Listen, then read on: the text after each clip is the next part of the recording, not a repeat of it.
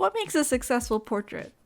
There are two stages to the process, the drawing stage and the painting stage. You don't usually see the drawing stage in the finished painting, but it's very important as it creates the foundation for the entire painting. So let's talk about the first part of drawing the head, figuring out the head tilt. Some people like to start the head off by drawing a sphere. We'll keep that in mind as a measuring tool, but for now I find drawing a box allows me to capture the perspective of the head better, since there is a clear corner that turns from the front of the face to the side of the face. The second important part of the drawing process is knowing your anatomy, landmarks, and proportions. These are shortcuts that will help you to quickly create a realistic base for your portrait drawing. So remember, we have the sphere that makes up the head. If you take half of that sphere, we now know where the back of the head is in profile view. Again, taking half of that sphere, we have the base of the chin. And stacking two of the spheres, now you have the base of the neck, aka where the collarbone/clavicles meet. Then, we have the midpoint between the front of the head and the back of the head. This is where the ear starts. The top of the ear aligns with the corner of the eye, and the bottom of the ear is in line with the bottom of the nose.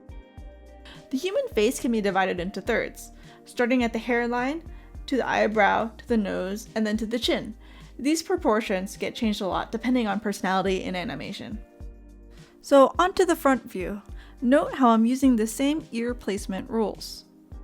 The mouth generally ends under the middle of the eyes. If it goes longer, it looks a little unrealistic.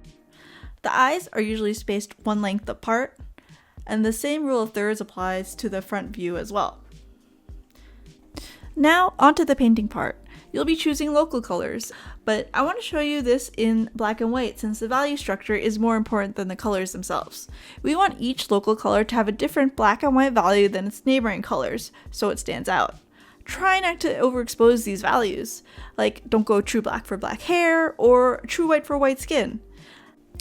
Next, we'll be adding one shadow step for each color. The purpose of the shadow is to show form, so if the head is an oval, it will have a crescent-shaped shadow. Then, we'll add highlights to show even more form. Try not to go overboard with this, it's best used sparingly. And now onto the painting example. You can see the horizontal line I used to line the eyes up in perspective, and that line also leads to the ear. I start off with a light skin tone, but realize it's a little too light, so I add darker tones to it. And I add the hair color, which is the darkest dark of the painting, and let me see the values of the face better. I'm thinking of the hair in two values, light and dark. The local color of the face changes depending on what zone you're in. The cheeks are usually redder, the mouth area leans greener, and the forehead is yellower. But I always double check with my reference since it's usually super subtle. These small color variations make a big difference in the final painting. The whites of the eyes are never usually white, and recently I've been leaning towards making the eyes less dark in value. I look it back and forth to the reference photo and to my painting, trying to figure out what it's missing. And then I darken the shadow around the chin, like kind of emphasizing the spherical form of the face. And I shift up the eye, realizing it's gotten slightly out of perspective. And for a finishing touch, I add in the jewelry and small highlights. I think about adding a light blue to the background and the other side of the head, but I want where her eyes are looking to pop, so decide against it. For painting number 2, I wanted to draw a character of mine, Matcha Witch, who you might have seen on Instagram for a Draw This in Your Style challenge. She has green hair, so I found a reference photo with a green-haired model. I start off with the light sketch. I black in the main shadow zones of the face and then the green hair. And then I detail out the eyelashes, kind of the little shadow from the side of the face, and the eyebrows. I use the dark green to frame the light value of the face. And I continue to look at the reference photo, but I'm also changing and adding details based on what I think is more appealing in a design.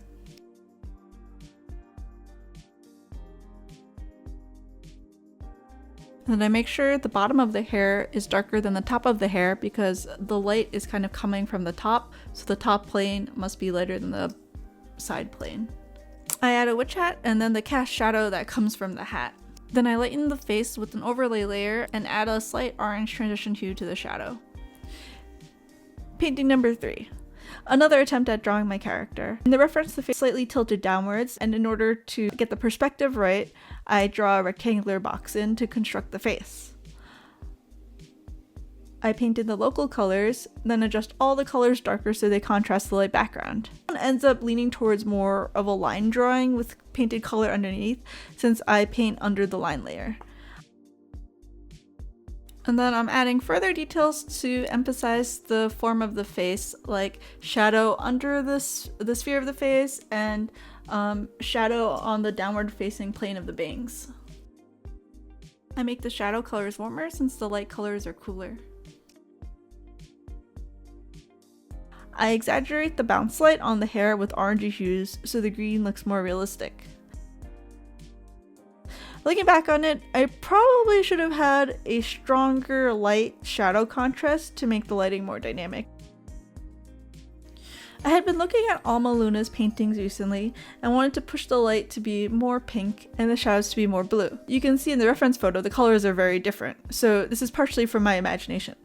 I started off with a very defined shadow pattern in blue and worked to blend that with the pink color to make it more realistic. I changed the background from blue to gray so the shadow color would stand out better. Notice I stay away from rendering too much shadow near the mouths and cheeks, since adding too much detail there ages the subject quite a bit. I decided the blue shadow was a little too strong in some places and adjusted to more of a purple to match the skin tone. And then I'm also paying attention to the different planes of the eyelash in this particular painting.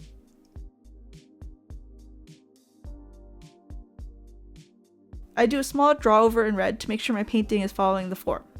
The eye on the right is too low, so I adjusted it up to fit the perspective.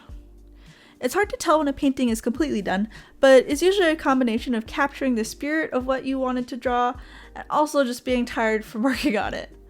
I hope the essential steps at the beginning helped you see my process a little bit better. I mean, sometimes while painting and drawing, I kind of combine some of the steps together just to save time. It's always a good idea to take it slow and spend more time on the construction phase at the beginning. Well anyways, I hope that helps and have fun with your portraits.